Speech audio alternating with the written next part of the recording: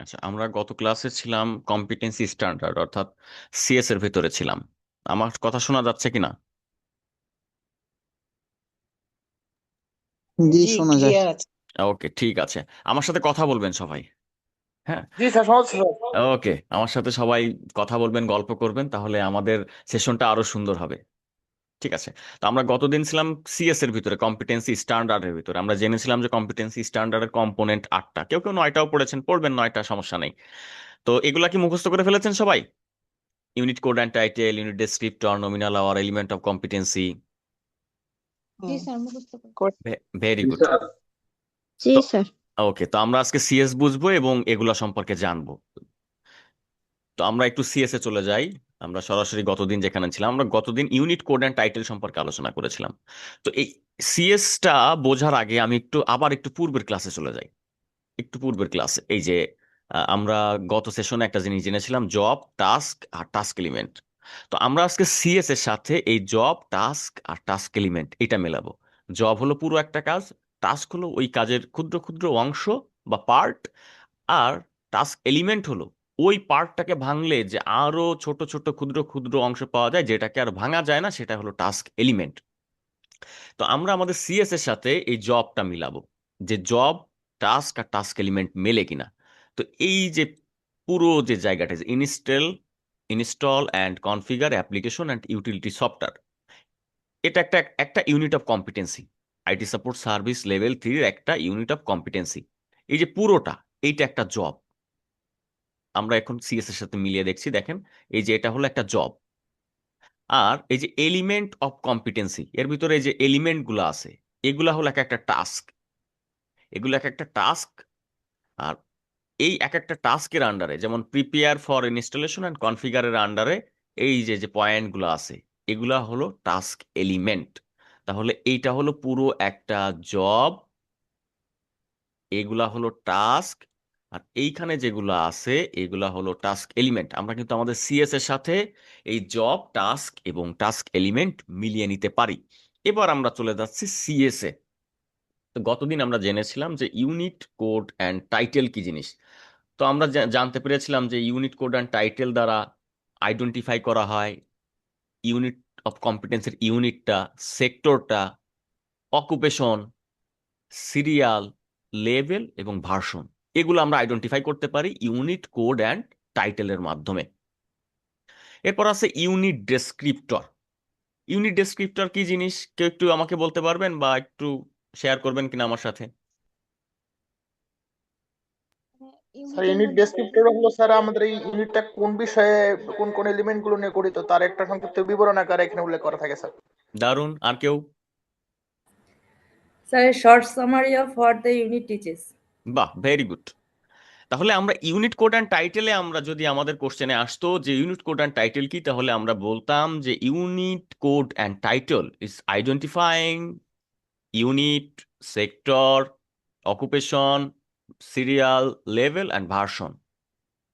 এবং unit descriptor যদি আসে, যে ইউনিট ডেসক্রিপ্টর কি, আমরা এক কথায় উত্তর দিয়ে দিব, unit descriptor is a short summary of competency. Unit descriptor হলো এই unit of competency short summary, অর্থাৎ এই ইউনিট অফ কম্পিটেন্সি আসলে কি নিয়ে গঠিত বা কি থাকতে পারে, কি আছে, তার একটা শর্ট সামারি, সেটাই হলো ইউনিট ডেসক্রিপ্টর। তাহলে ইউনিট ডেসক্রিপ্টর হলো শর্ট সামারি অফ কম্পিটেন্সি। এই কম্পিটেন্সিটার ইউনিট ডেসক্রিপ্টর এইখানে লেখা আছে। তাহলে ইউনিট ডেসক্রিপ্টর ক্লিয়ার সবার?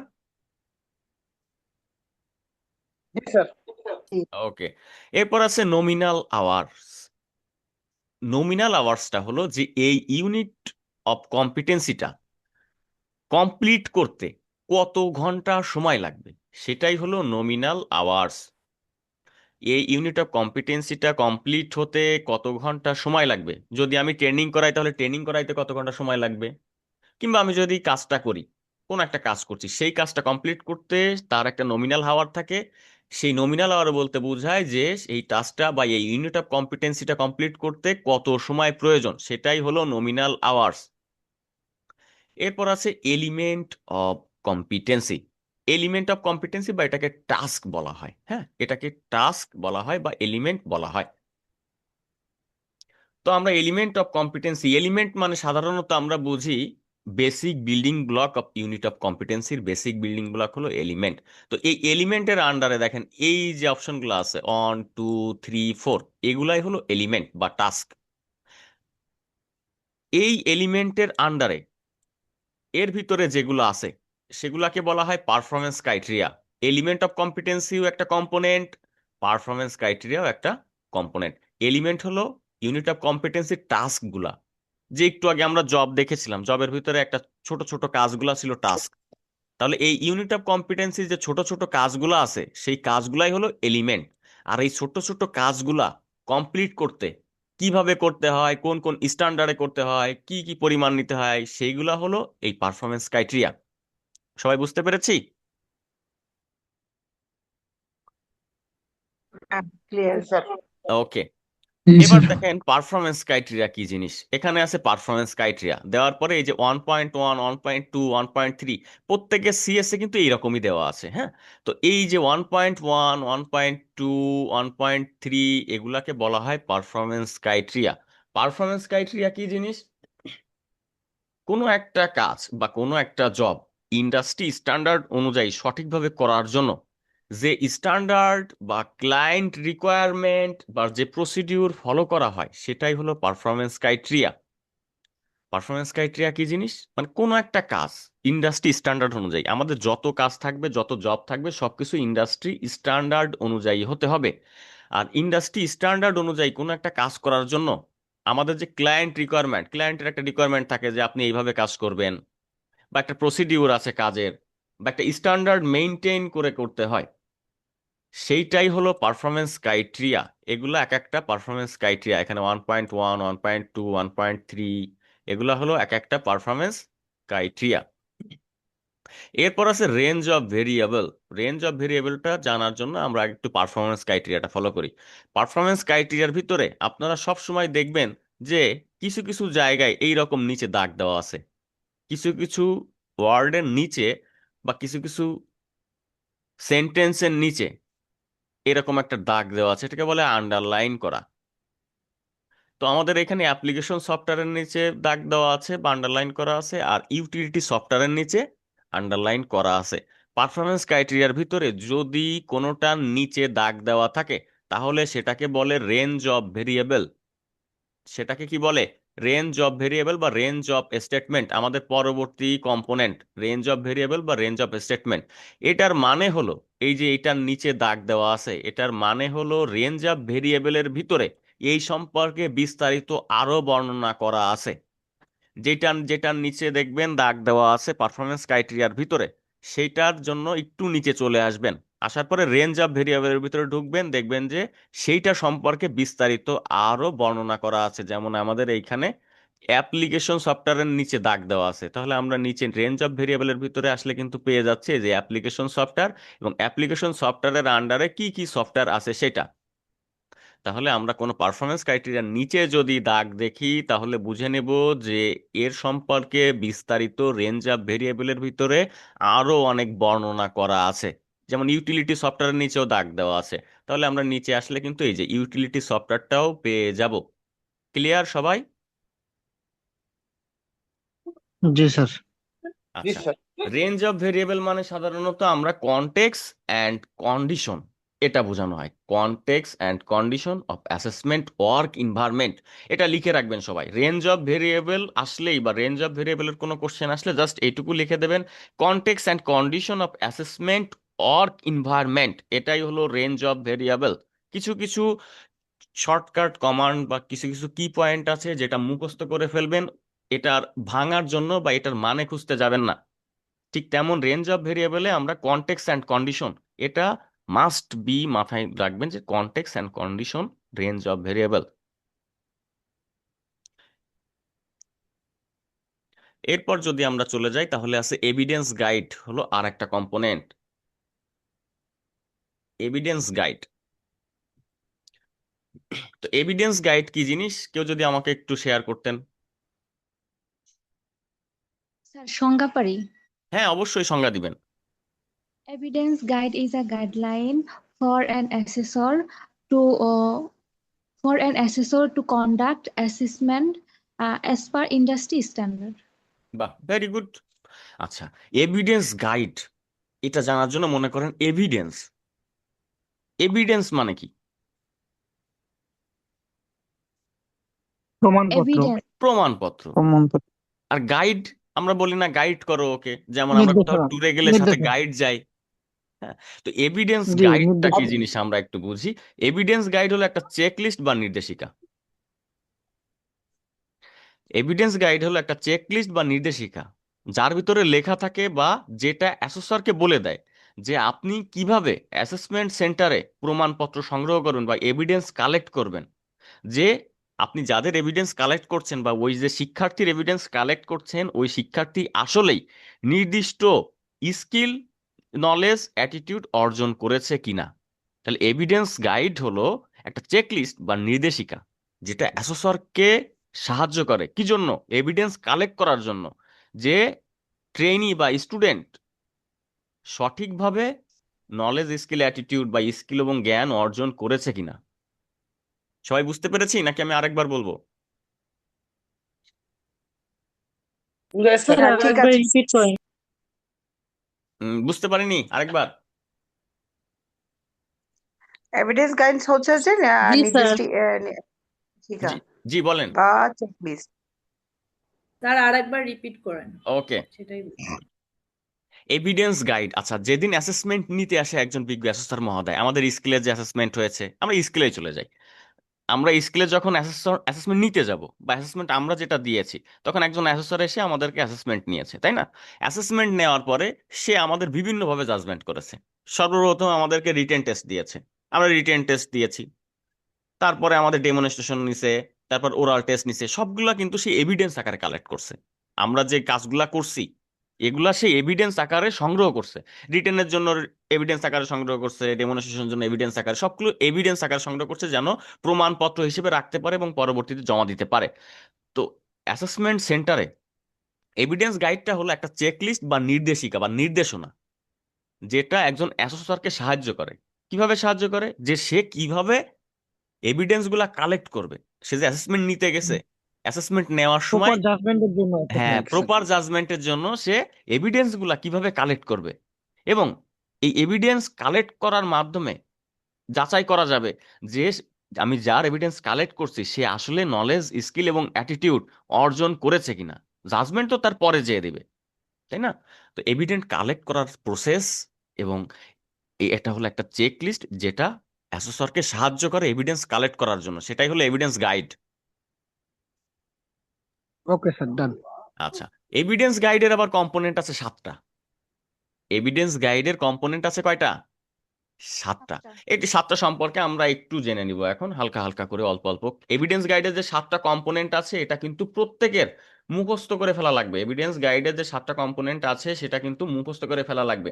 তো তার আগে আমরা একটু আর একটা কম্পোনেন্ট, সিএস এর একটা কম্পোনেন্ট বাকি আছে, এটা আলোচনা করে আমরা এভিডেন্স গাইডের ভিতরে একটু চলে যাব। তো সিএস এর আর একটা কম্পোনেন্ট হলো অ্যাক্রিডিটেশন রিকোয়ারমেন্ট।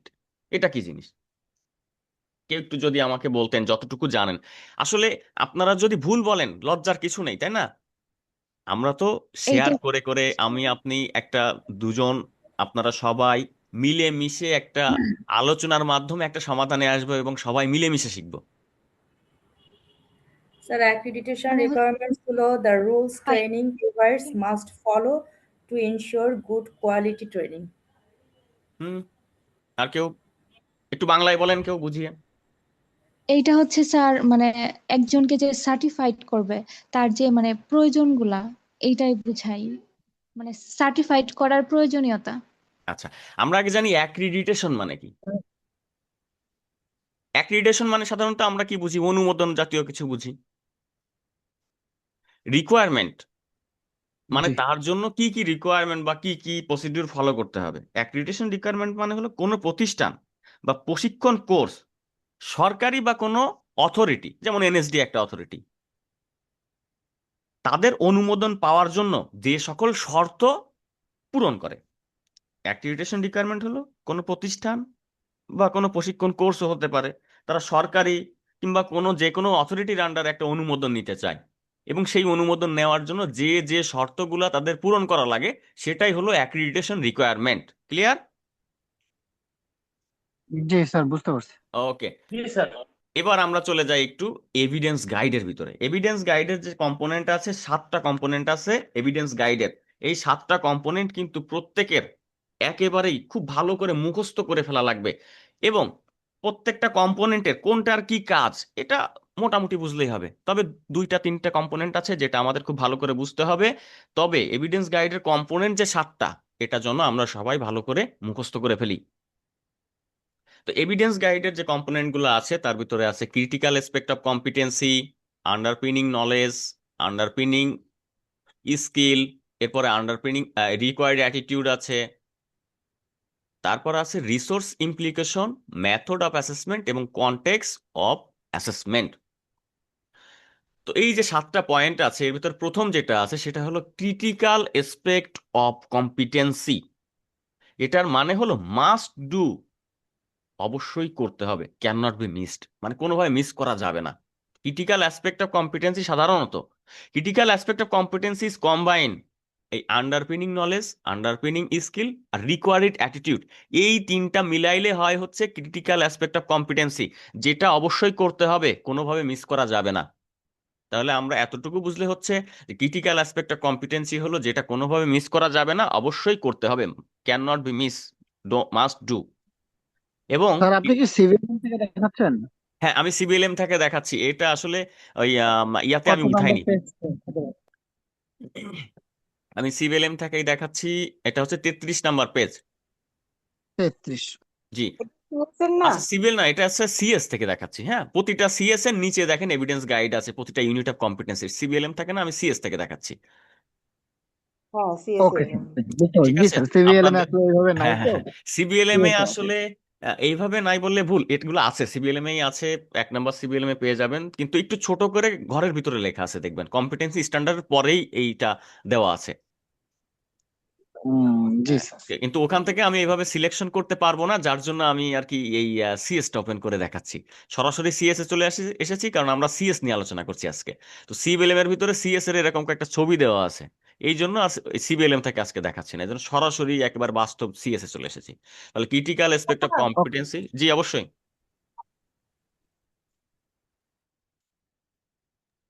কেউ কিছু বলছিলেন প্লিজ? না স্যার, আপনি ওকে, কন্টিনিউ করেন স্যার। তাহলে আমরা পরবর্তীতে চলে যাই। এরপরে হচ্ছে আন্ডারপিনিং নলেজ। আন্ডারপিনিং নলেজ বলতে কি বোঝায়?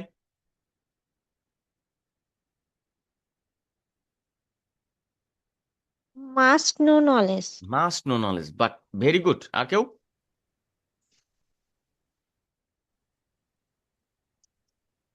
যে বিষয়ে মাস্ট জ্ঞান থাকা অত্যন্ত প্রয়োজনীয়, যেটাই নাকি। হ্যাঁ, যে বিষয়ে জ্ঞান থাকা অত্যন্ত জরুরি। আসলে আন্ডারপিনিং মানে নলেজ থাকতে মানে মাস্ট নো বা মাস্ট বি নলেজ, যেটা আপনাকে অবশ্যই জানতে হবে, তাই না? যেটা ছাড়া আমাদের না। হ্যাঁ, মনে করেন আমার হাতে একটা বোমা আছে।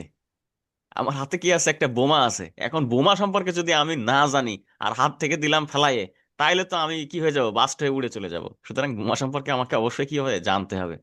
আমরা পানি খাবো, পানিটা যে কিভাবে খেতে হয় সেটা কিন্তু আমাদের অবশ্যই জানতে হবে, যে পানিটা ঠিক এইভাবে খেতে হয়। তো মাস্ট নো বা মাস্ট বি নলেজটাই হলো আন্ডারপিনিং নলেজ, যেটাকে অবশ্যই জানতে হয়। তো আন্ডারপিনিং নলেজ হলো must be knowledge, perform A job as per industry standard. Industry standard অনুযায়ী কোনো কাজ করার জন্য যেটা অবশ্যই আপনাকে জানতে হবে, এটা হলো থিওরিক্যাল নলেজ, হলো থিওরিক্যাল। স্কিলে গিয়ে আপনাকে কাজ জানতে হবে, হ্যাঁ, এটা আপনাকে জানতেই হবে আর স্কিলে গিয়ে করতে হবে। এখানে আন্ডারপিনিং নলেজের ক্ষেত্রে আমরা আরো বলতে পারি যে মাস্ট বি নলেজ এবং এসেনশিয়াল নলেজ। এসেনশিয়াল মানে অবশ্যই জানতে হবে।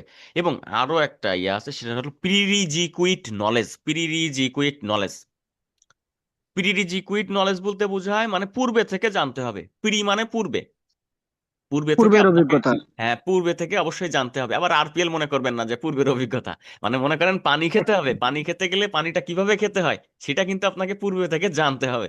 এই জন্য আন্ডারপিনিং নলেজে বলা হচ্ছে মাস্ট বি নলেজ বা মাস্ট নো, এসেনশিয়াল নলেজ বা প্রিরিজিকুইট নলেজ। এটাই হলো আন্ডারপিনিং নলেজ, যেটা আমাকে অবশ্যই জানতে হবে। এরপরে আছে আন্ডারপিনিং স্কিল। আমাকে আন্ডারপিনিং স্কিল বলতে কি বোঝানো হয়েছে? কেউ একটু আবার শেয়ার করেন। মানে হ্যাঁ যেটা বলেছেন সেটা আর সেম ভাবেই অবশ্যই স্যার আন্ডারস্ট্যান্ডিং নলেজ যেমন ছিল, আন্ডারস্ট্যান্ডিং স্কিলটাও সেম হওয়ার কথা, কারণ যেই নলেজ স্কিলটা অবশ্যই আমার শিখতে থাকবে হবে। হ্যাঁ, রাইট। মানে জানতে ইন্ডাস্ট্রিয়াল হবে। স্ট্যান্ডার্ড অনুযায়ী কাজ করতে গেলে যে দক্ষতাটা আমার থাকতেই হবে। আচ্ছা, আবশ্যকীয় দক্ষতা আর কি। হ্যাঁ, অবশ্যই দক্ষতা। আমরা আন্ডারপিনিং নলেজে যেটা দেখেছিলাম ঠিক সেটাই, এখানে শুধু নলেজের জায়গায় স্কিলটা যোগ করে দিব। মানে অবশ্যই এটা আমাকে পারতে হবে। হ্যাঁ, আর স্কিল কিভাবে তৈরি হয় এটা কি আমরা জানি যে স্কিল কিভাবে তৈরি হয়? যে কোনো স্কিল পড়ার মাধ্যমে স্যার। স্কিল তৈরি হয় শেখার ট্রায়াল অ্যান্ড মাধ্যমে। ইরর, ট্রায়াল অ্যান্ড ইররের মাধ্যমে।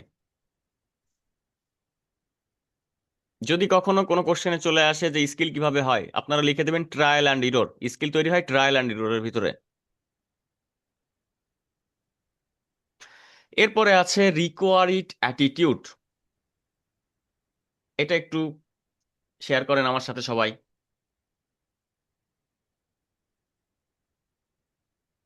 মানে স্যার যে অ্যাটিটিউড আচরণ কাজ করতে গেলে যেসব আচরণগত বৈশিষ্ট্য থাকা আবশ্যক বোঝায় আর কি, এরকম। আর কেউ? মানে এই জবের জন্য মানে মানে কিভাবে কথা বলতে হবে বা মানে অ্যাটিটিউডটা কেমন করতে হবে এটার একটা নির্দেশনা। হুম, হতে পারে। একজনের প্রশিক্ষণ হচ্ছে আচার আচরণ হতে পারে। হ্যাঁ, তাও হতে পারে। রিকোয়ার্ড অ্যাটিটিউড হলো আমরা রিয়েল ওয়ার্ক প্লেসে যখন কাজ করব, আমাদের কিন্তু যত কাজ হবে সব রিয়েল ওয়ার্ক প্লেসে ইন্ডাস্ট্রি স্ট্যান্ডার্ড মেনটেন করে। রিয়েল ওয়ার্ক প্লেসে ইন্ডাস্ট্রি স্ট্যান্ডার্ড মেনটেন করে কাজ করার জন্য ইতিবাচক পেশাগত মনোভাব, এটাই হলো রিকোয়ার্ড অ্যাটিটিউড। ঠিক আছে, আমরা যদি এগুলা পড়ি, এগুলা একটু রিডিং পড়ি, তাহলে অন্তত বুঝে যাব। তো এক কথায় আমরা বুঝে নিই যেটা, যে রিয়েল ওয়ার্ক প্লেসে ইন্ডাস্ট্রি স্ট্যান্ডার্ড অনুযায়ী কাজ করার জন্য ইতিবাচক এবং পেশাগত মনোভাব।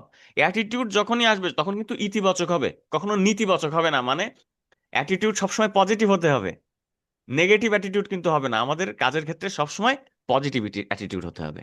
Clear required attitude? জি sir. Okay, resource sir, implications. Resource implication সম্পর্কে কেউ একটু বলেন তো।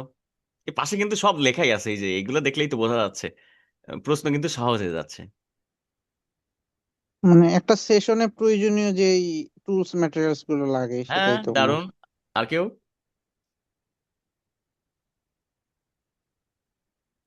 যে স্যার সোর্স এরকমই তো গুলো ধরেন আমরা সেশনটা কমপ্লিট করার জন্য যে ইকুইপমেন্ট গুলো বা যে ম্যাটেরিয়ালস গুলো প্রয়োজন হচ্ছে, হুম, মানে যে নেটওয়ার্কটা প্রয়োজন, ওভারঅল সব মিলে।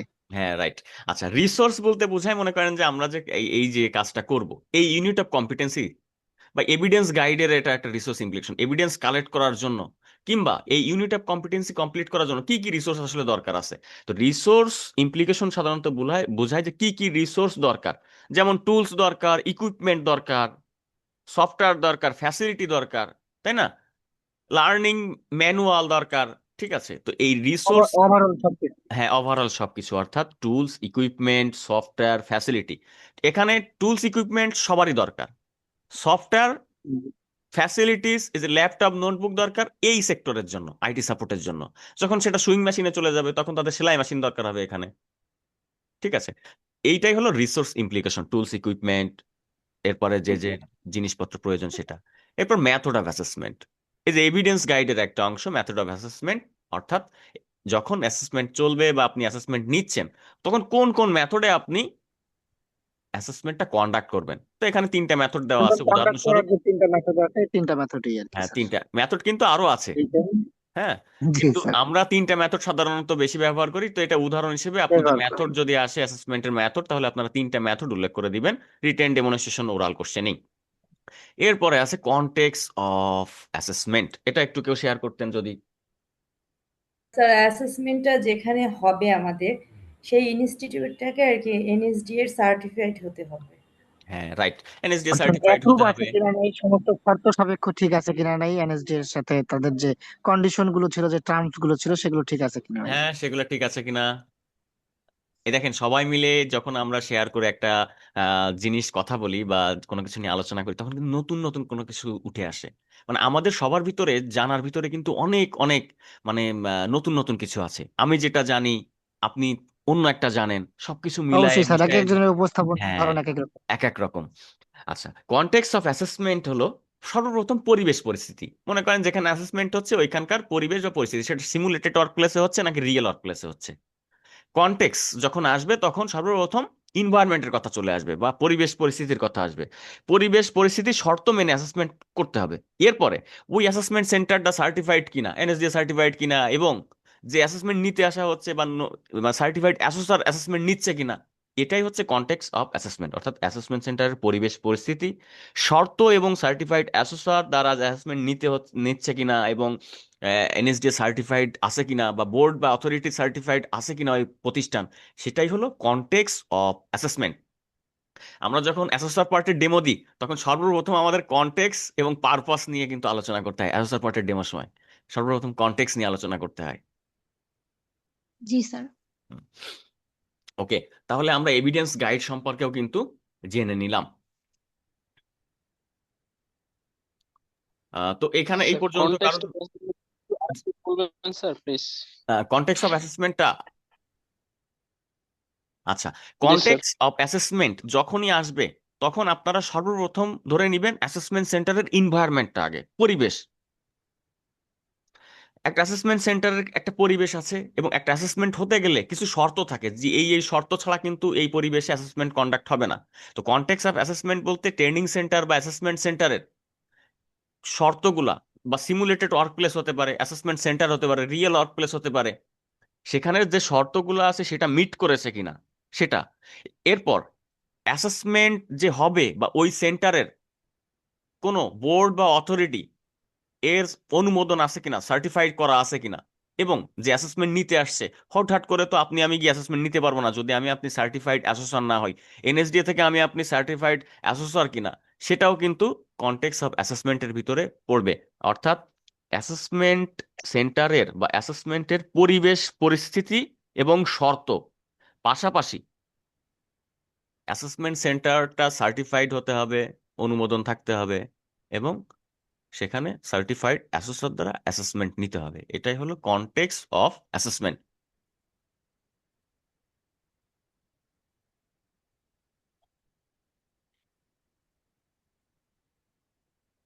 ক্লিয়ার সবাই? স্যার ক্রিটিক্যাল অ্যাসপেক্ট একটু বোঝাবেন ক্রিটিক্যাল অ্যাসপেক্ট অফ কম্পিটেন্সি, প্রথম point. Critical aspect of competency হলো মাস্ট ডু বা ক্যান নট বি মিসড। মনে করেন আপনি অ্যাসেসমেন্ট দিচ্ছেন, এখন 5টা কোশ্চেন আসছে।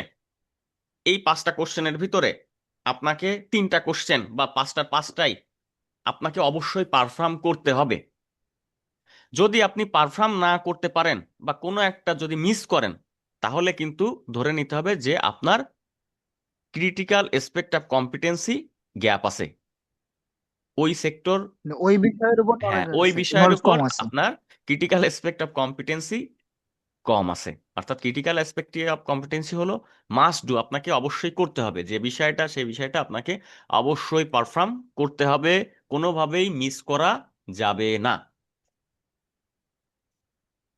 জি স্যার, বুঝতে পারছি।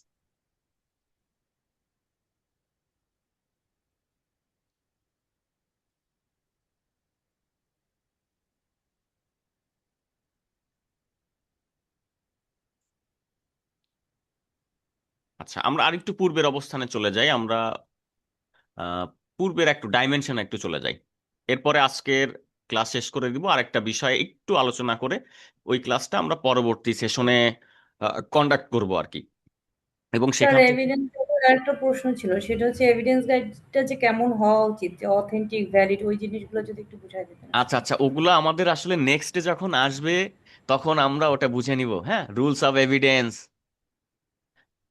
তখন আমরা ওটা একটু একটা করে সবকিছু বুঝে নেব আমাদের যখন সামনে ওই বিষয়টা আসবে। এখন যদি আমরা ওটা নিয়ে আলোচনা করি তাহলে হবে কি, এলোমেলো হয়ে যাবে বিষয়টা, কারণ আমরা এখন আছি work effectively within Bangladesh Tibet সেক্টরের ভিতরে। তো যখন আমাদের এভিডেন্স গাইডের বিস্তারিত আলোচনা থাকবে, যেমন যে আপনি যেটা বলছেন ভ্যালিড, কারেন্ট, রিসেন্ট, তখন আমরা ওইটা আলোচনা করব। হ্যাঁ, সাফিসিয়েন্ট। তো ডাইমেনশন অফ কম্পিটেন্সিতে আমাদের সিএসএ এটা পেয়ে যাবেন সবাই। সিএসটা টাস্ক স্কিলে কি বলছে, ইউজ এ ফটোকপিয়ার, মানে একটা ফটোকপিয়ার একজন ব্যবহার করছে বা একটা ফটোকপি মেশিন ব্যবহার করতে বলা হচ্ছে, এটা টাস্ক স্কিলে ধরেছে, এটা আমাদের সিএসএ আছে। Task management skill, select the right paper and function. কি করেছে সে, সঠিক পেপার দিয়েছে এবং ফাংশন ব্যবহার করছে, একসাথে দুইটা কাজ করতেছে, এই জন্য এখানে টাস্ক ম্যানেজমেন্ট স্কিল দিয়েছে।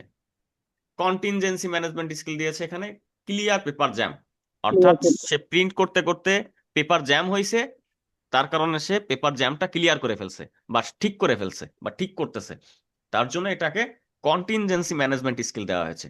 আর পরেরটা জব রোল কেন দেওয়া হয়েছে বলেন তো?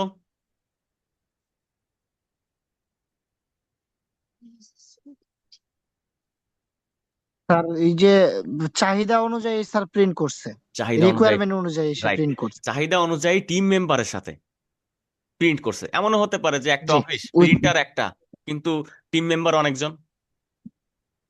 এমন হতে পারে না যে অফিস একটা, যেমন ব্যাংকে যেমন হয় একটা প্রিন্টার দিয়ে অনেকে প্রিন্ট করে। এটা কিন্তু জব রোল এনভায়রনমেন্ট, অর্থাৎ ওই সিচুয়েশনে সব টিম মেম্বারদের সাথে মিলমিশ করে মানিয়ে নিয়ে প্রিন্ট করাটা, সেটাই হলো জব রোল এনভায়রনমেন্ট। এবার আমি, ব্যাকআপ করে নিয়ে করতে পারা। হ্যাঁ রাইট, এবার আমরা এমন একটা ইম্পর্ট্যান্ট ইসে চলে যাব, সেটা হলো টাস্ক অ্যানালাইসিস। এটা খুব ভেরি ভেরি ভেরি ইম্পর্ট্যান্ট। এখান থেকে রিটেনে আপনারা একটা কোশ্চেন পাবেন, এটা মানে পাবেন। টাস্ক অ্যানালাইসিস আপনাকে করতে হবে। এটা যাদের এভিডেন্স আছে, এভিডেন্সের সময় আর কিছু করতে দিক আর না দিক, টাস্ক অ্যানালাইসিস অবশ্যই করতে দেয়। এবং এই টাস্ক অ্যানালাইসিস থেকে রিটেনে শর্ট কোশ্চেনে একটা কোশ্চেন পাবেন, একটা পারফরমেন্স ক্রাইটেরিয়া উঠাই দিবে, দিয়ে বলবে যে এই পারফরমেন্স ক্রাইটেরিয়াকে আপনারা টাস্ক অ্যানালাইসিস করেন। তো টাস্ক অ্যানালাইসিস করতে গেলে আগে আমাদের জানতে হবে যে টাস্ক অ্যানালাইসিস কি জিনিস, তাই না? তো টাস্ক অ্যানালাইসিস কি জি স্যার। জিনিস কেউ যদি আমাকে একটু বলতেন। জটিল একটা প্রক্রিয়াকে সহজ ধাপে করে বোঝানো, মানে আর কেউ? কমপ্লেক্স কে সিম্পল। হুম, দারুণ। আর কেউ? একটি নির্দিষ্ট জবকে বিশদভাবে ব্যাখ্যা করা, কোন কিছু। হুম, তারপর? নির্দিষ্ট একটি কাজকে সহজতর ভাবে মানে গ্রহণযোগ্য ভাষায় যখন বিশ্লেষণ করা হয় সেটাকে টাস্ক অ্যানালাইজ করে। এটার ভালো মন্দ খারাপ দিক সবকিছু যখন নিয়ে আলোচনা করা হয় তখন সেটাকে টাস্ক অ্যানালাইজ বলা হয় আই থিঙ্ক। আচ্ছা, আমরা একটু সিএসএ চলে আসি আবার। হ্যাঁ, আমাদের কিন্তু এটা ভেরি ভেরি ভেরি ইম্পর্ট্যান্ট। পুরোটা জটিল বিষয় বিস্তারিতভাবে বুঝিয়ে ধাপে বলাটা ধাপে যে করে সিরিয়ালি করে, ওইটাই হচ্ছে টাস্ক অ্যানালাইসিস। আচ্ছা, আমরা একটু সিএসএ চলে আসছি। সিএসএ আমাদের এই যে 1.1, 1.2, 1.3, এগুলা কি বলেছিলাম? এই যে 3.2, 2.2, এইটাগুলোর নাম কি? Task analysis. Task analysis, right, task analysis. তো পারফরমেন্স ক্রাইটেরিয়া যেটা করে, বা পারফরমেন্স ক্রাইটেরিয়া যে কাজ, সরি, টাস্ক অ্যানালাইসিস, টাস্ক অ্যানালাইসিসের কাজ হলো পারফরমেন্স ক্রাইটেরিয়াকে ব্রেকডাউন করে। কি করে?